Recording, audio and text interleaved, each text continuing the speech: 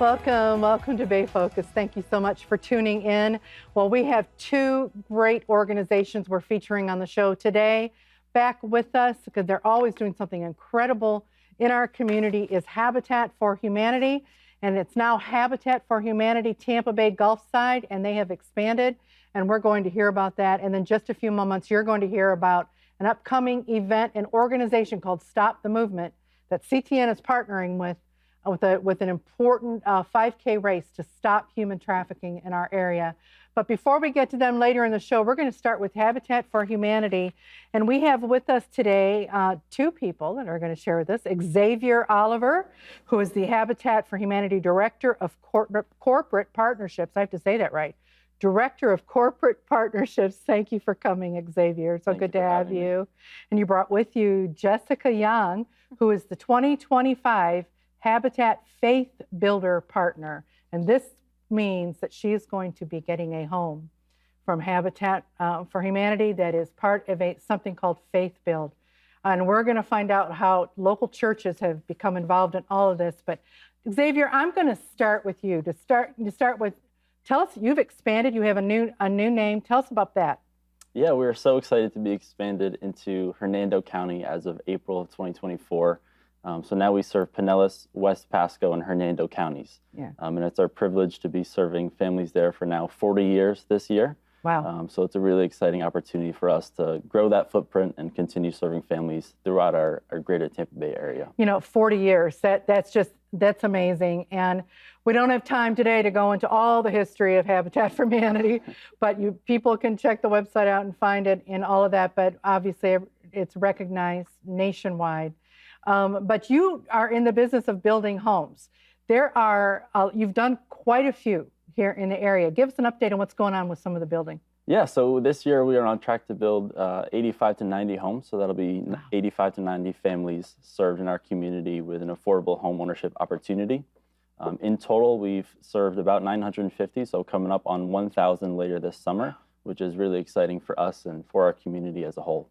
So the process. And we're doing the turbo version here, but there is, most people think it's that people are getting free homes, that it's maybe just single parent families or whatever.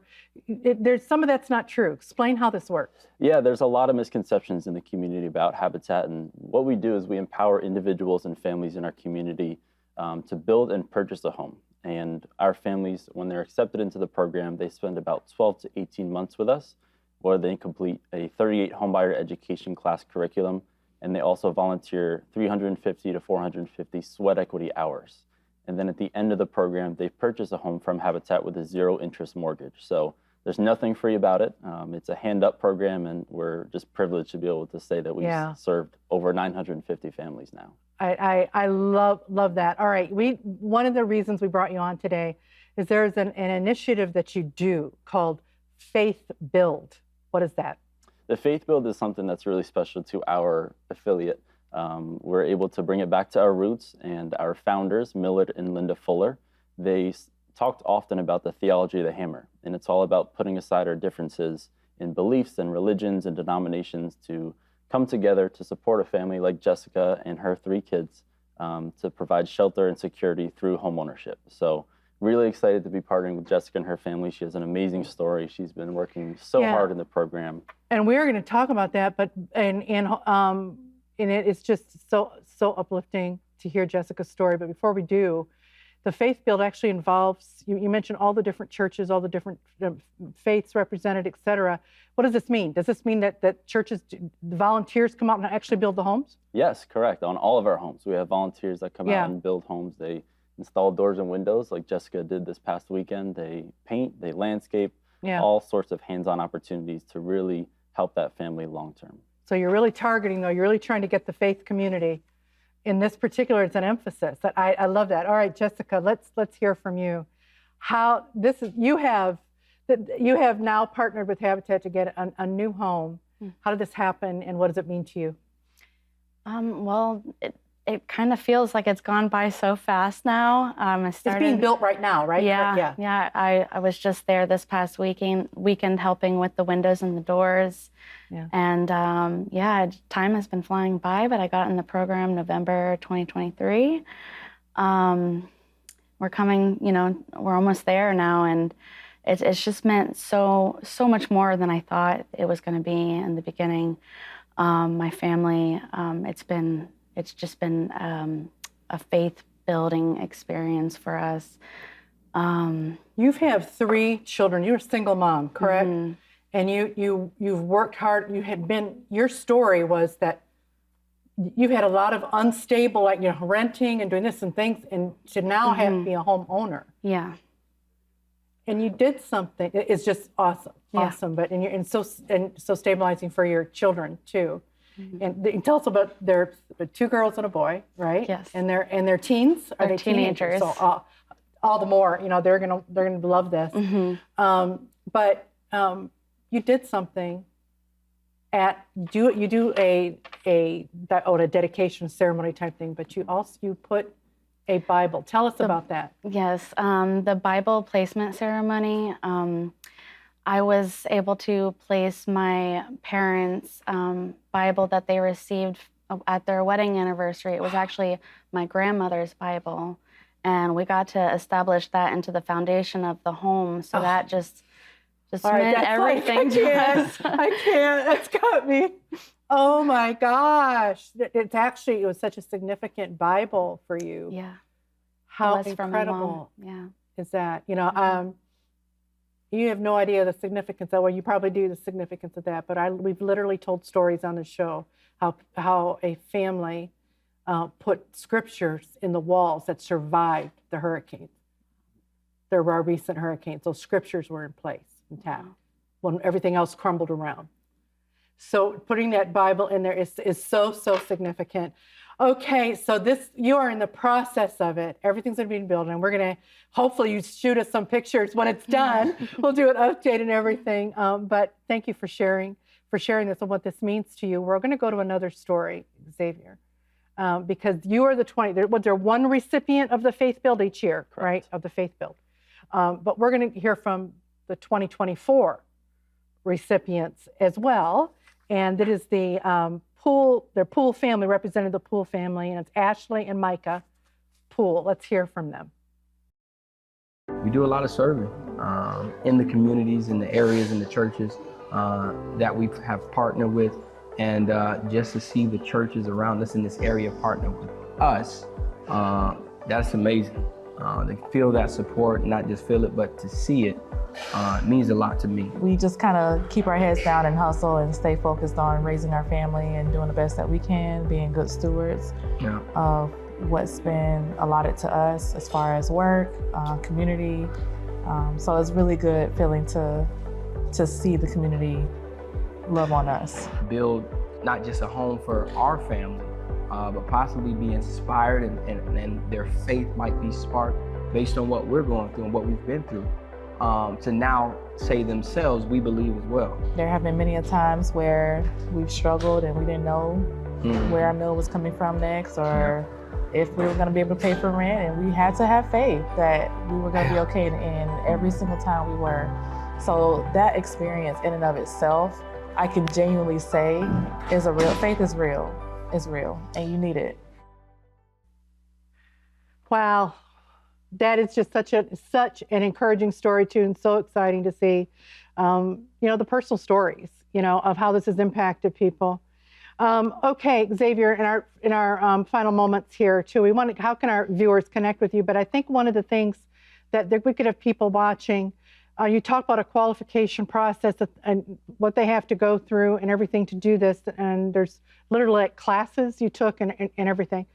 So, but who would qualify for this in terms of what would be a family makeup? We're seeing a single mom here, but there's all kinds of different ways, right? Yeah, we serve individuals and families from all walks of life. I mean, we're focused on families that are serving our community. So healthcare workers, first responders, educators. I like that. We partner with any family that will qualify for the program. And that's one of the best ways to get involved is think about your situation and maybe explore the program, or refer a friend from your church, from your school, whatever it may be. That's the best way to get involved. Yeah, okay. And if we're talking to actually get involved in whatever, the best way to reach you is what, through the website? Yes, definitely visit the website, habitattbg.org. You can find information on the program there, also information on how to come out and swing a hammer and help build families' homes like Jessica's. Yeah, okay. And then finally, Jessica, I want to throw one more to you. You've been through this whole process. Mm-hmm. What about it? I mean, like you said, there were classes or things you had to do. This was an investment of time and everything for you. Yes. Did you learn some things coming out of that? Because they have so many different things they do. What was the takeaway from this whole process? It provided so many resources for me. I learned how to become financially more stable, confident in myself, how to be a good homeowner, how to cut the grass, keep your lawn kept up, how to clean up your credit, and just to get out there in the community and volunteer. It's just been so much. It's changed my personality even. Yeah. So this whole process, not only getting the home, but the process, they threw you, I'm lack of a better word, lifeline. I mean, it's just that they gave you tools. The tools that I They want to see you succeed beyond just getting the home. Mm-hmm. So I absolutely love that. And, thank you so much for sharing your story. Thank you, Xavier, for coming on today. And I want to encourage you, those of you watching, we're going to put on the screen again how you can contact Habitat for Humanity Tampa Bay Gulf Side. Reminder, it serves Pinellas, West Pasco, and Hernando counties now. So if you know of people that may qualify for this, or if you're watching and you could use the services they provide and hand up a help to become a homeowner and to just change your life. This is a great organization, and we're of course proud to feature it and know the roots of this organization too, that how they value faith, families. It's just an awesome organization. So stay tuned on the screen. Once again, you're going to see how you can contact Habitat for Humanity, and we'll be right back with our next guest for Bay Focus.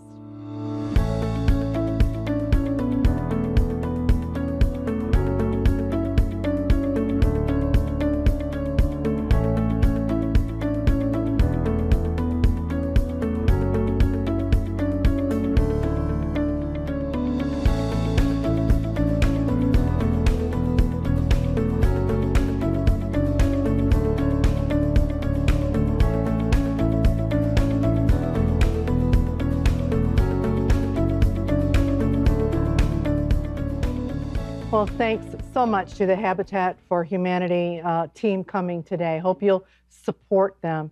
We're going to change directions now. I'm going to introduce you to another organization that we're going to talk about that is fighting human trafficking. It's called Stop the Movement. Let's take a look. There are so many misconceptions about human trafficking. People think that there's no way human trafficking is happening in the US. It's certainly not happening in our area. It does not matter what race you are, what sex you are. People think a trafficker or a predator is a creepy old man in a white van. Did you know that strip clubs are a large place where human trafficking happens? If you live in poverty, it can happen to anybody. What can I do about this situation that seems so dark and so big? Well, I just want to tell you, just do something. And that really is why we started Stop the Movement. So Stop the Movement does prevention very well. Our mission is to educate, empower, and equip to end human trafficking and exploitation. I've been a part of Stop the Movement since it was founded, and it's been about 5 years. I wanted to get involved with something that was meaningful to me, something that I was passionate about, and that was outside of my career. Stop the Movement was started as a result of a couple of things.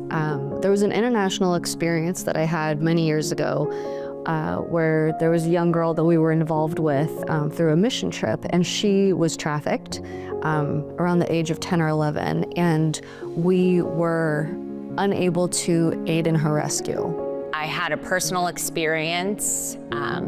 Somebody I grew up with had been groomed and was trafficked back when we were teenagers. locally here in the county I live in now, and with everything I knew that happened, it just felt that it was meant to be for me to be involved. It tore me apart. The fact that I was just talking to this girl who is the same age as my daughter, normal person, and it made me realize that it's here, it's happening, and we need to do something about it. We know statistically that the average age that a kid is being trafficked is between 12 and 14 years old. And so if we're not speaking to them, we're missing out on a huge population, the most vulnerable population. As time went on, I just realized how many people were so unaware of things that are actually happening right in our neighborhoods. One of our taglines at Stop the Movement is stop the supply, stop the demand, stop the movement. I think people don't realize that if there was no demand for purchased sex, there would be no supply. It seems so overwhelming to be working with survivors or seeing the really difficult, dark, hard things when you feel unprepared. Well, that's what Stop the Movement is here for. We can give you the tools to become an advocate for the community, to do boots on the ground outreach. We give you opportunities to bring us into your workplace, into your schools, into your church, to talk about it. So if you're not equipped with all the facts, just bring us in and we'll do the work for you.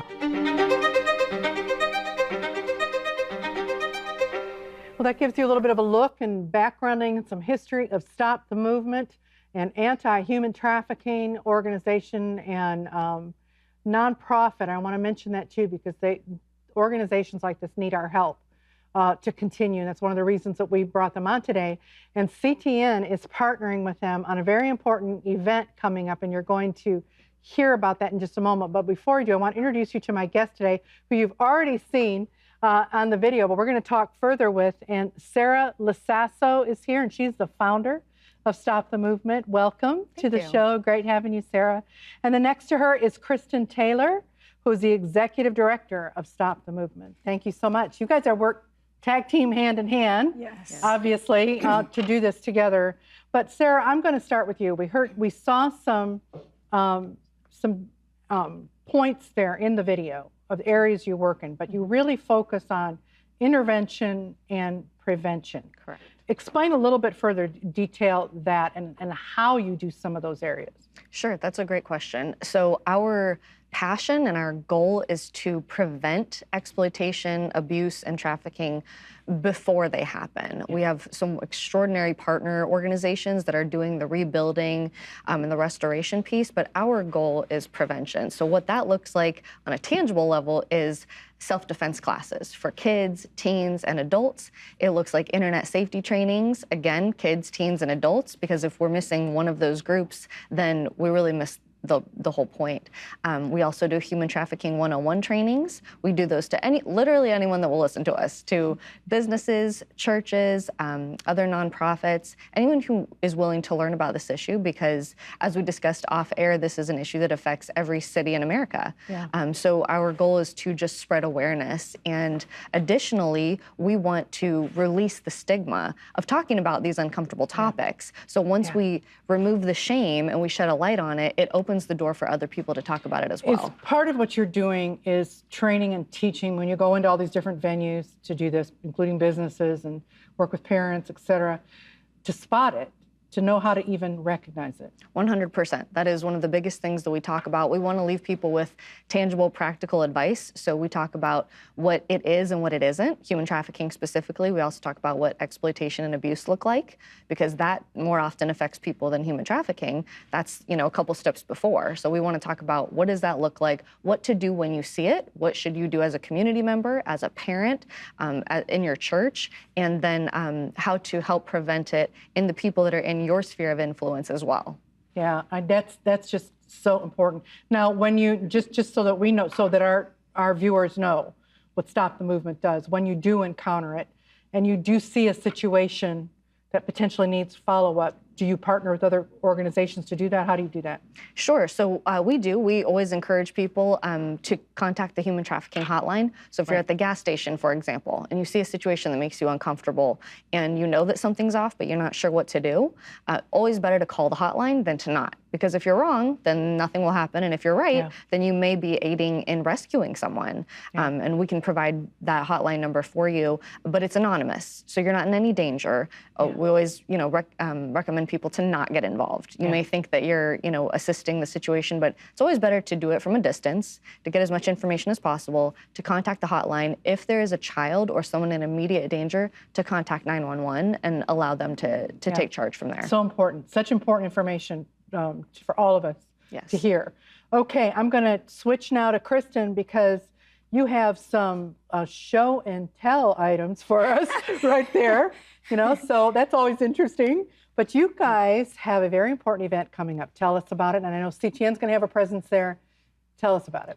Yes, thank you so much for supporting us in this race. We really appreciate it. But it's the Stomp Out Human Trafficking 5K and 1 mile fun run and walk for those who aren't the big runners. It's this Saturday, 8:30 a.m. at Tampa Al Lopez Park. It's March 22nd, right? Yeah. Right, yeah. Which is when we're on air, will be this Saturday. Right, yes. I want to give the specifics. So, but it's not too late to register. Yeah. Registration is still open, and we still need volunteers. We still need sponsors and donors. Everybody that runs the race can get that is really a nice medal. Nice. That is. With our logo, and then a nice T-shirt.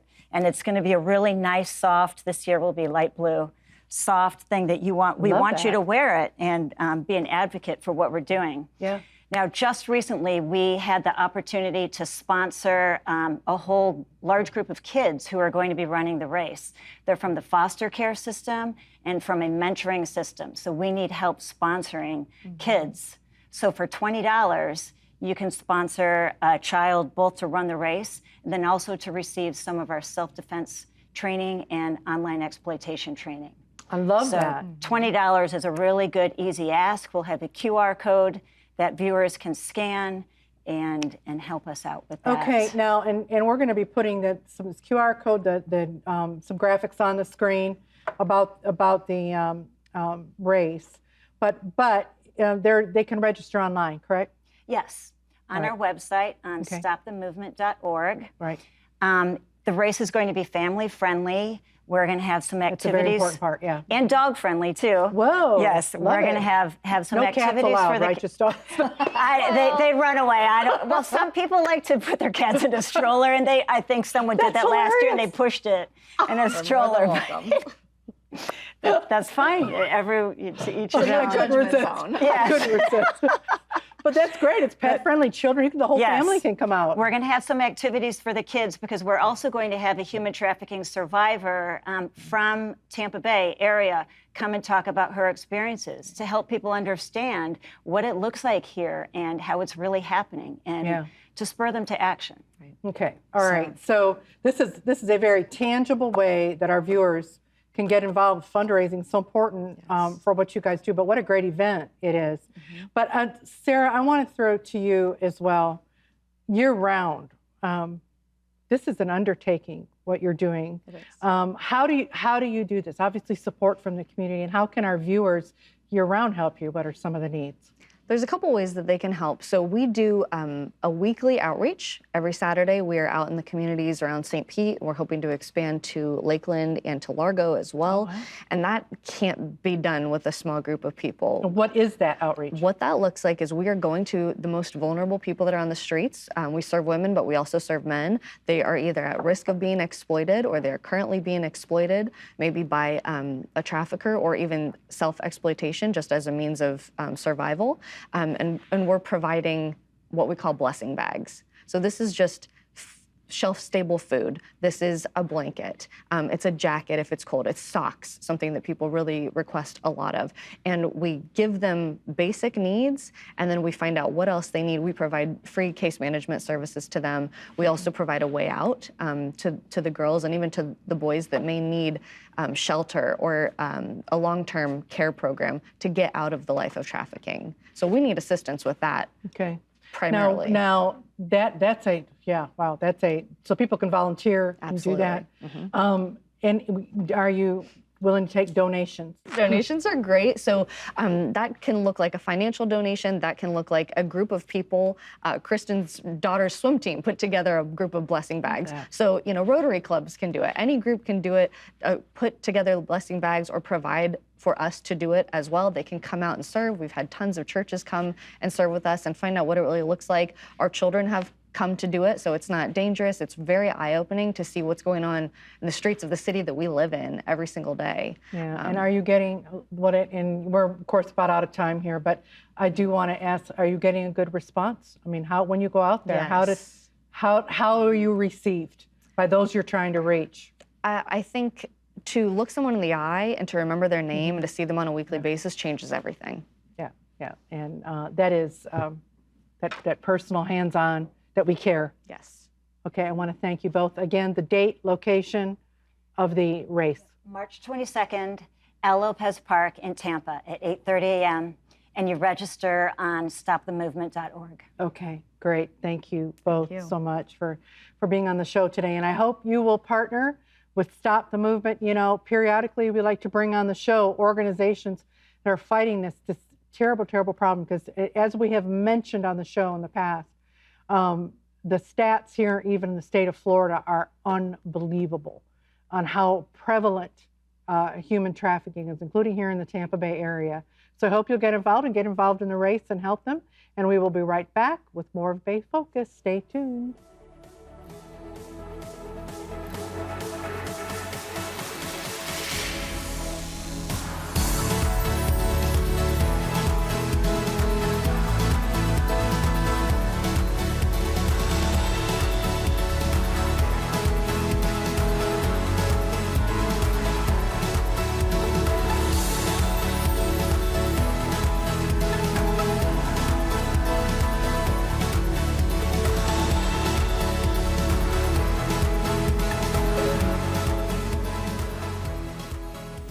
Well, I want to thank our guest today on Bay Focus, Habitat for Humanity here in the 3-county area now that they're doing. And also Stop the Movement. Wow, fighting human trafficking. And I want to thank you for tuning in this week. Stay connected with Bay Focus. We want to hear from you. You are seeing on the screen how you can do it. We will be back next week. God richly bless you.